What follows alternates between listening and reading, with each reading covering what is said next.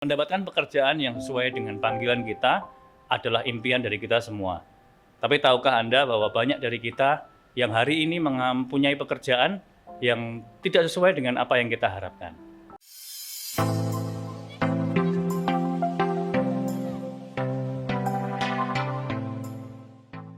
Shalom pemirsa, kembali kita akan mendengarkan sebuah kesaksian dalam episode A Story to Tell. Dan pada kesempatan kali ini kita akan bertemu dan mendengarkan sebuah cerita dari seorang wanita yang bekerja di sebuah perusahaan yang cukup besar dan bagaimana dia berjuang dari awal hingga pada hari ini dia menemukan pekerjaan yang dia idam-idamkan. Bagaimana ceritanya? Kita langsung ketemu dengan Joy. Halo Joy. Hai Ko. Sore. Apa kabarnya ini? Luar biasa. Mungkin Joy bisa perkenalan dulu dan pemirsa bisa tahu Joy latar belakangnya siapa dan bagaimana. Mari. Oke. Perkenalkan, nama saya Joy Merari, panggil aja Joy. Aku anak pertama dari 3 bersaudara, asli Solo, dan saat ini bekerja di salah satu tim training and development-nya Tokopedia Care. Gitu. Berarti masih bekerja di Tokopedia sampai hari ini? Masih. Oh iya. Joy mungkin bisa ceritakan dari awal kamu berjuang untuk menemukan pekerjaan yang kamu idamkan hari ini. Tentunya nggak mudah ya? Tentu nggak mudah. Mungkin bisa ceritain dari awal kamu lulus kuliah dan bagaimana kamu menemukan itu? Oke, jadi awal kuliah itu seperti biasanya kuliah pada mestinya mahasiswa, terus akhirnya lulus dan setelah lulus itu baru mencari pekerjaan. Nah di sini tuh agak minder sih sebenarnya ketika mau memulai mencari pekerjaan. Oh gitu. Karena kan aku lulusan dari salah satu perguruan tinggi swasta yang di Solo yang nggak semua orang itu ngerti gitu loh perguruan tingginya di mana. Pada akhirnya di situ kan mindernya tuh kayak banyak omongan orang yang bilang kamu kalau lulus dari perguruan tinggi ini mau kerja di mana gitu. Mau kerja di mana, terus mau kerja apa gitu. Jadi kayak udah underestimate dulu gitu yang bikin berat sebenarnya. Itu menjadi kayak keresahan buat kamu ya, stigma di kamu bahwa pekerjaan itu hanya bisa dapat kalau kamu lulus dari sebuah perusahaan universitas yang terkenal gitu ya. Betul. Kan banyak kan kayak orang-orang tuh mikir kalau kamu kuliah di perguruan tinggi pasti gampang banget cari pekerjaan. Gitu. Jadi kan aku yang merasa dari perguruan tinggi swasta tuh kayak udah minder dulu. Oke. Terus kemudian kamu lulus? Iya lulus dan, terus mencari pekerjaan. Itu 6 bulan dulu tuh cari pekerjaan.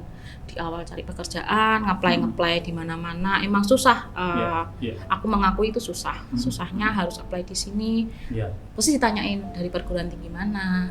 Ketika aku nyebut perguruan tinggiku, pasti itu di mana sih? Okay. Jadi kan kayak jadi ragu kan, kadang tuh jadi ragu dari HR-nya juga. Terus setelah 6 bulan aku apply sana, apply sini, pada akhirnya aku keterima di salah satu perusahaan tekstil di Karanganyar. Di situ pun juga struggle sih karena satu kayak aku nggak ada damai sejahtera, istilahnya aku nggak serak gitu loh, nggak serak kerja di situ. Terus tempatnya pun jauh Karanganyar, masih pelosok, masih ada hutan-hutan karet gitu. Padahal kan kayak semua orang pasti punya mimpi kerja di perusahaan di gedung yang tinggi, seperti itu kan. Ya, seperti itu. Di pekerjaan yang kamu pertama kali itu, kamu merasa struggle berarti ya? Satu perjuangan gitu. Satu perjuangan. Karena ya kan itu sesuai jurusanku. Padahal aku sama jurusanku aja nggak yakin gitu aku bisa. Salah jurusan. Kan kadang orang mahasiswa kan banyak, aku salah jurusan. Nah itu yang aku rasakan. Tapi akhirnya ya lulus, puji Tuhan lulus. Berarti selama bekerja itu kamu nggak merasa damai sejahtera? Nggak damai, kayak ini nggak serak nih, nggak klik gitu. Pernah nggak Joy berdoa sama Tuhan untuk kondisi yang kamu alami waktu itu? Berdoa Tuhan, ini aku yakin kerja di sini. Aku pengennya kerja tuh yang sesuai sama aku seneng, terus di perusahaan yang gede kayak gitu. Itu udah jadi impian tuh, maksudnya dalam tanaman dalam hati aku bisa kerja di perusahaan yang besar, dikenal banyak orang. Bawa satu kebanggaan gitu loh, aku kerja di sini pasti ada pride-nya gitu. Nah itu aku yang sebenarnya impiannya di sini. Kemudian setelah itu keluar dari perusahaan itu. Setelah berapa lama itu? Sekitar kurang lebih 6 bulan. 6 bulan. Sekitar 6 bulan keluar dari pekerjaan itu, masuk ke bank sebagai marketing. Sebagai marketing pun juga kayak nggak ngerasa aku di tempat yang cocok nih. Itu yang ngerasa nggak cocok itu akhirnya juga keluar juga. Sampai kemudian omku bilang kayak coba kamu kerja di tempatnya temennya om gitu. Dia menawarkan di salah satu perusahaan outsourcing, jadi perusahaan telekomunikasi, dia bekerja sama Tokopedia Care. Jadi handle projectnya dia gitu. Tapi om nggak bekerja di situ ya? Enggak, cuma menyarankan karena dari awal tuh aku ngehindari outsourcing sama itu kan kerjanya shifting tuh. Jadi shifting itu kan kalau CS itu kan kita beroperasi 24 jam. Nah itu yang sebenarnya dari dulu aku hindarin kerja shifting itu. Nggak bisa kerja malam gitu? Kurang suka. Oke. Terus kamu masukin lamaran ke situ? Ke situ. Keterima? Nanti aku ceritain. Okay. Nah mungkin bisa diceritakan setelah kamu keluar dari bank tadi, masuk ke lamaran ke Tokopedia ini, hatimu rasanya lega nggak? Setelah keluar dari bank itu? Setelah keluar dari bank tuh masih struggle karena ya itu masih dalam proses masuk ke Tokopedia Care. Kebetulan pada waktu sedang mencari pekerjaan itu, mama aku dipanggil Tuhan. Di situ yang benar-benar titik terburuknya, maksud titik terendahnya. Gitu. Padahal mama cukup support gitu ya? Support. Ya karena mamaku itu salah satu orang yang paling suportif, paling percaya sama aku, paling nge-support aku, ngewejangin apapun lah. Dia bilang, kamu sekali jadi orang harus jadi orang yang baik. Apapun yang terjadi. Kalau bisa nolong orang. Sampai mamaku sebelum dipanggil Tuhan pun dia sering banget ngebantu teman-temannya sebelum mamaku sebelum meninggal itu nyariin teman-temannya, dibantu satu-satu gitu. Dari situ. Ketika mama berpulang dan Joy waktu itu berarti belum mendapatkan pekerjaan yang kamu idamkan ya? Iya.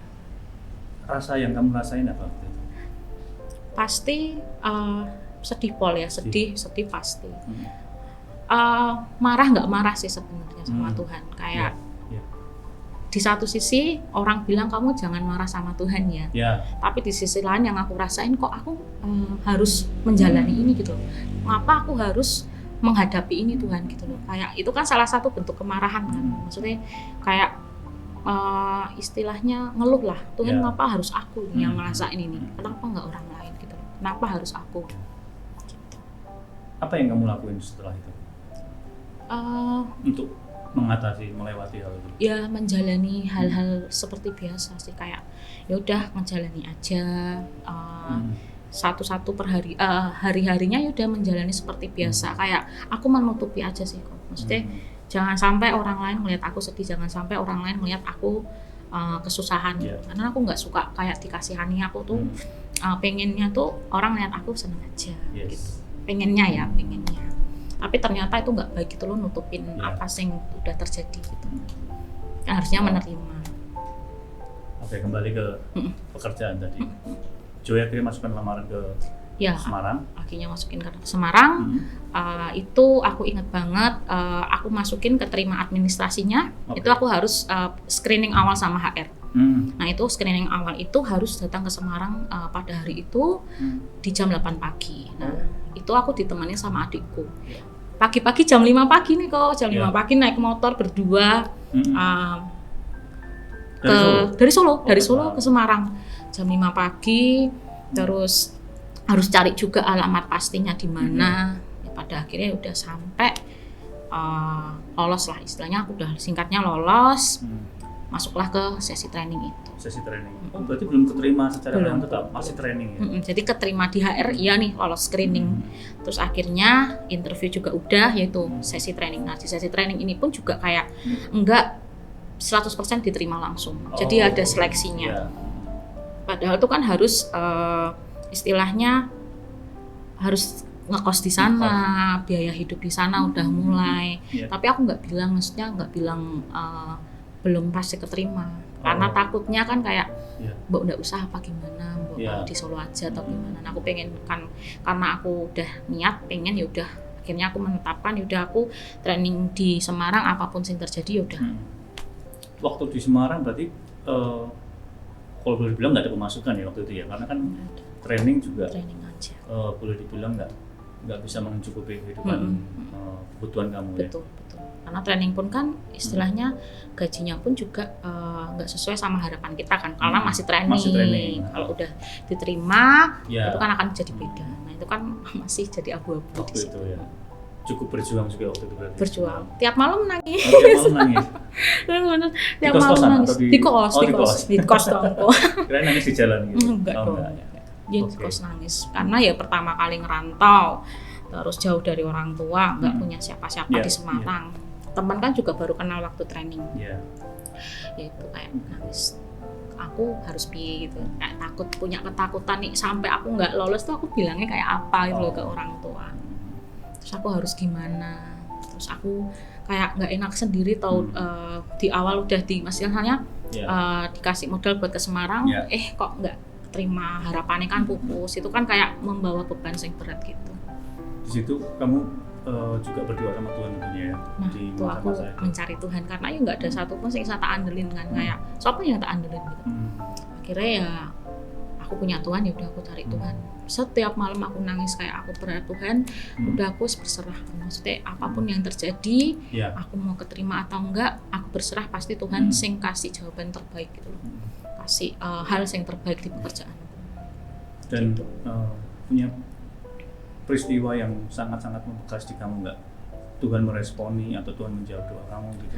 Sebenarnya itu udah kalau yang tentang Tuhan merespon itu waktu Mama meninggal. Waktu Mama meninggal itu waktu ibadah di pemakaman itu ada satu kata yang timbul dalam hati tuh kayak, aku tuh Tuhan lo yang nyertain kamu dari kecil sampai gede ini nih.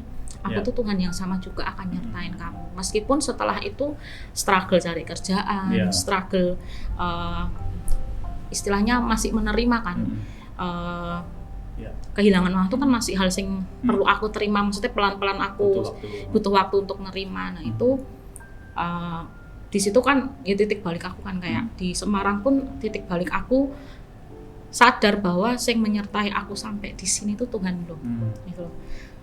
Bisa jadi aku di awal itu nggak lolos, itu bisa jadi. Tapi Tuhan sudah sampai bawa ke training ini kan suatu hal yang luar biasa, penyertaan Tuhannya gitu loh. Situ sih kayak aku mengingat kayak Tuhan luar biasa ya. Dan singkat cerita diterima. Mungkin jadi secara singkat keterima GCS. GCS kerja shifting itu kok. Kerja shifting. Cewek cowok tuh sama. Dapat shift malam juga.